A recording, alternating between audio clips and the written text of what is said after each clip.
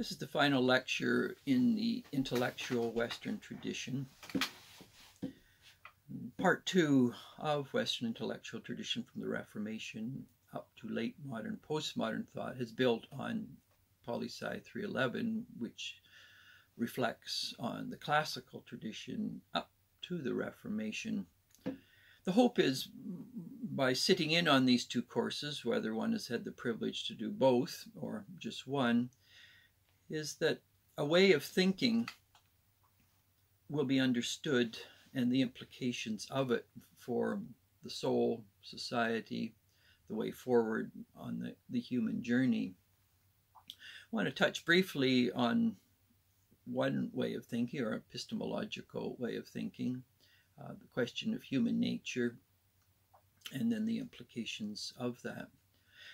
As we've touched on in this course, there is two ways of thinking. There are other ways of thinking also, but one that has a long history we would call Gnosticism. Gnosticism comes from a Greek word gnosis. It has a long history, but underneath it, the deeper meaning of gnosis is that the particular interpreter knows reality. They understand how to interpret ultimate, penultimate, anti-penultimate issues in a way in which their understanding is right and those who differ with them are the problem. That Gnostic way of thinking, whether in religion or politics, or economics or culture, is a way of interpreting literature, economics, politics, religion, that leads into polarization within particular tribes. We've looked at, for example, within the Western Reformation tradition, Luther's interpretation of the Bible. That particular interpretation was Gnostic. It was one-dimensional. The Catholic Church was evil. Emerging Lutheranism was true Christianity. That's Gnostic. It leads to a binary way of thinking. It leads to very much a polarized way of thinking. And you can see that played out certainly in the 16th century between various Protestant groups, the Lutheran, the Reformed, the Anabaptist. That particular way of thinking, or the Gnostic way of thinking, anyone who becomes immersed within it and sees the implications of it, often the hurt and harm, the painful things said to people, either within families or between communities, in worst case scenario, religious wars, political wars that emerge from it, often retreat from there into agnosticism, or a position in which they don't want to take any stand on anything because they realize that, in fact, in the heat of religious, political, educational, culture wars, the sheer animosity which emerges when each tribe, in a Gnostic way, thinks it's right, divides people in a painful and a tragic manner. Now, this is not necessarily a religious issue per se. It's a human dilemma. The human mind often craves, longs for answers, definitive answers in almost the clarity of mathematical precision.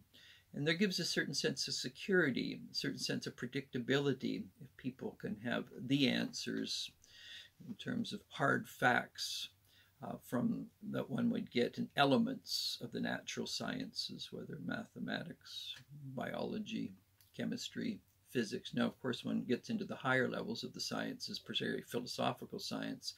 One is very much in the realm of elements of ambiguity and mystery itself. But at a low level in science, there's this notion that there, through various technical means, in fact, certainty can be the order of the day.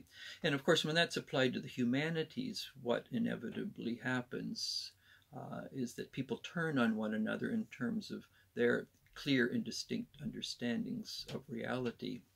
Fast forward the Reformation, or that particular way of Gnostic thinking, to secularize it somewhat, the French Revolution of 1789 and moving forward again, this becomes class Gnosticism rather than religious Gnosticism. And so the emerging middle and particularly the lower classes were convinced that the aristocracy and the monarchy were de facto, and that whole class was de facto evil. And then the emergence, particularly the French Revolution, its interpretation of all of history before that was imperfect, it was inadequate, and the French Revolution was the beginning of all of history again. So they almost begin with redefining history in terms of year one, the beginning of freedom and liberty for humanity against the oppressive nature of the middle and upper class against the middle and lower class. Gnosticism. So here we have once again the political Gnosticism, secularized. The way of thinking remains the same. The content is merely different. One is applied in 16th century, the other is 18th century. Marx does exactly the same thing. With him, it's a class issue. There is the bourgeois, those who are the captains of industry, though there are those who are the wealthy, the powerful, the landowning, and then there are the hewers of wood and drawers of water, the proletariat. Again, you have a dualism, bourgeois, proletariat. One will overthrow the other. It's a Gnostic interpretation of economic history and a Hegelian dialect of history. Now, someone like, for example, Dr. Zhivago and Boris Pasternak in Russia, who understood very clearly, who had sympathies, obviously, as did Tolstoy before Pasternak, who understood very clearly that there was repression amongst the peasants and the workers and the kulaks, and they were very much on the cutting edge of wanting to overcome that. The dilemma they saw only so clearly, and Dr. Zhivago plays this out very, very well, is that often those who are part of the revolutionary class, first of all, they simplify things, and then they turn with violence eventually on anyone who differs with them, not only amongst their own revolutionary class, but also obviously the aristocratic class. So it gets down to whose version of revolution, whose version of Marx. And this is Gnosticism, is people brook no opposition to their interpretation, either from class analysis or religious interpretations of a text. Now, the issues may change over history, but a way of thinking that, again, simplifies intellectual reality, and hence the activism that comes from that ever persists. We can see this being played out in the culture wars today, in which we very much can see progressives on various elements of the liberal left arguing very, very clearly that there are certain issues. This is how we interpret certain issues, either for the blacks, the indigenous peoples of color, social justice warriors. And this Gnostic approach to interpreting issues ends up then banishing those who dare to ask minimally critical questions of that, which then creates the political right of the free speech movement, who, on the one hand, the good of that is they're wanting to ask critical questions. The negative of the free speech movement, they can be smuggling in obviously positions that are highly problematic and need to be questioned themselves. So often the free speech movement is not free in terms of criticizing its own ideological construct. And this is why critical thinking is very, very important. But we can see how this Gnostic way of thinking can do much hurt and harm and polarize and fragment people in terms of political thought, economic thought, social issues. And so now is there a way beyond just what Friedrich Nietzsche talks about in Thus Spake Zarathustra, Feuerhunds, or like dogs that breathe fire on others who differ with them? Is there a way of transcending the tribalism of the right and the left? We will be using, in the latter part of this course, we're going to be using Diane Kaelin-Sucret's Saving Our City. And at the heart of this missive by Diane, who's been in the thick of the trenches much of her life in the culture wars at the level of, well, all sorts of levels, economically and unions and workers' rights and business and education, many other areas. The burden of her work is, what does the past at its very best the richness of the past, have to speak to us. What can it say to us about wisdom and about insight and about citizenship in dealing with toxicity in the midst of, and poisons in the midst of the culture wars themselves? And her book shuttles back and forth between the best of the past, and one does not want to romanticize or idealize the past because that inevitably distorts things as well.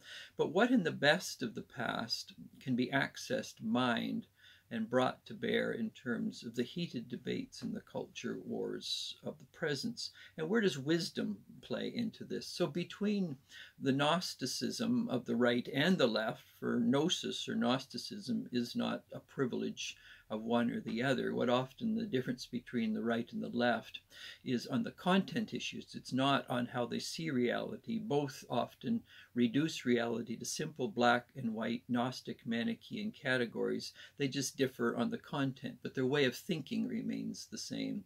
Interesting enough, many people who've been grown up on the right with simple black and white categories, many will swing off to the left.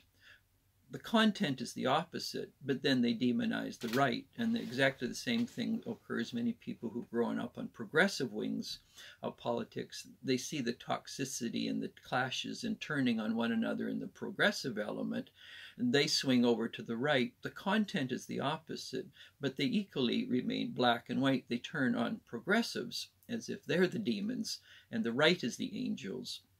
And so a way of thinking at a deeper structural level, a good approach in philosophy and political philosophy is one to be very wary of a certain epistemology in which facts are used in such a way that they service a reductionistic interpretation of reality that then creates tribes that constantly turn on one another. And as wisdom or Sophia, this is what philosophia is about.